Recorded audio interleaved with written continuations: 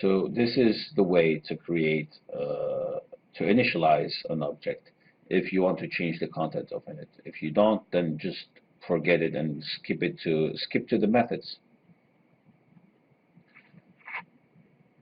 Just like we saw before, here we're giving like attributes to this init. For example, in the one in the critter example, the example 18, we didn't give it any attributes. Now, if we want to give it attributes, for example, a name, then we add a name just like the example 17. We add a name, and then we give self name equal name. So this name is not equal to this name because self.name doesn't exist yet. Now we create self.name, and we're giving it the parameter that was given at when we initialize this. So that's why when we create critter, crit.1 equal critter.pushy, this is a name, then pushy goes here, self.name. Next time we want to print this, we can just print crit1.name. And that's why self is equal to crit1 in this case, and name is this one. So to access attributes, in this case, it's just like I said, you take if you want to talk, basically you call the method talk. If you want to print the name, you just print create one name. This is very simple. It's each one has its own attributes, and you can access them if you want to directly. Yeah. So to print an object, it's a little different than other normal print functions. In this case, if you print a function, if you print a class, for example, print create1, it will give you an address of the. I haven't prepared an example, I believe, of this. Oh, I did create one, but I don't think it does what it is supposed to do. So let's get back to this example later. Now let me create an example real fast. So now let's imagine that in this case, I'm printing, instead of printing talk like this, I'm printing print crit. So basically, we're printing this name of object. Now, if we do this, then it will give us this weird shaped string, and this is actually the address. This is telling you the address in the memory of this class. It is, and here it says that this is the main critter object at blah blah blah blah, which is the address in the memory. So it's not doing anything wrong. It's not an error. It's only what we did here is an error. Now, if we want to do this, what we should do is basically we should go here and we create a method called def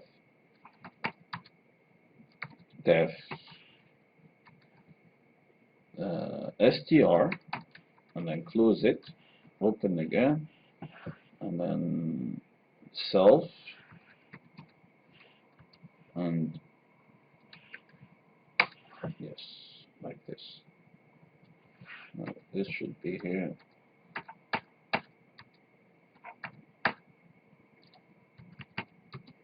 Okay. Now we can just print anything we want. And in this case, let's do hello. So now, as you saw before, it printed this. Now, if we run it again,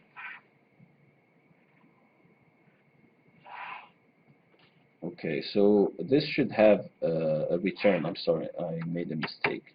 So basically, it should return something.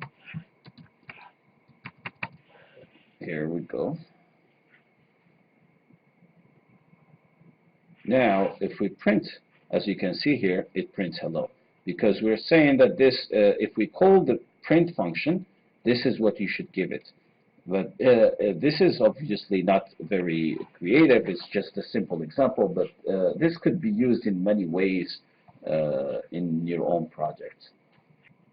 So this is the last example we have, example 19, which is a little bit more complicated class, and let's take a look at it. Now let's open the example 19. Here we go. So it's as you can see, it's a class called puppy. It's an object. It initialized with name and color. So it doesn't take that as an input. Here we have another function, set item, self, name, color, and then name, append name, color, append color. So basically these are lists here. We initialize them as an empty list, and then we can append this name and color to that list. So every time we set an item, we add the name and color to this list. And then we have another method called getItem. And that getItem, it takes a name. If name in self name, basically if name is in the list, in that list, return self color. So basically what it's doing here, it's checking if the name is in the list. If it's in the list, then it will return the color of that puppy. If not, it will return none, as you can see here. It returns the color or none. That's it. So it takes a name and it returns the color or none if it doesn't exist. Now let's try this. What we did here, basically how we used this function, this class, we created a dog called puppy, as you can see. So basically what we did is we created two empty variables, two empty lists. Self here is equal to dog, and then we're saying dog max equal brown, dog Robbie equal yellow. So here we're attributing this, so we're set item here is a special type of method that works as a dictionary.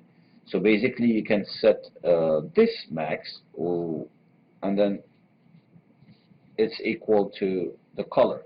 So basically what we are doing here, we're just appending to two different lists. We're appending max to the name list, and then we're appending brown to the color list. It's just a special type of method, so it's a different way to write it. Now if you want to use your own method, then you can do it, but this makes it more easier for you in special occasions when you need to create a dictionary. And then if you want to print max, and so this is a setter and this is a getter, these are called like this. Now how to set values like this and how to get values like this, and then basically when you want to get values, just like a dictionary, you write dog max, so basically dog is our name of our object, and then max is the value we're looking for. And then so this is supposed to return, which is called a get item, a getter, and here it gets the color of that puppy we are looking for. So let's run this. As you can see, max is brown. We created it as brown, and it returns max as brown here. So in this case, we call this a setter, and this a getter. But think of them, because this is your first time using classes, but think of them just special methods that are defined already by Python, and they are given to you to use in special cases. And in this case, for example, to use as a dictionary or good for lists. But if you want, for example, to create your own setter and getter, then basically you can just delete these two sharps and these two underscores, and do all the work here. So for example, here when we were using this way, like telling the dog and giving it like max as if it's a list, but dogs, we know dog is not a list. Dog is an object here of type object, so it's not a list. But we're using it as not a list, I'm sorry, but as a dictionary. But we're not saying it's a dictionary. So it's basically because of this. This is doing the work for us in terms of getting and setting names inside or getting names outside of that dictionary.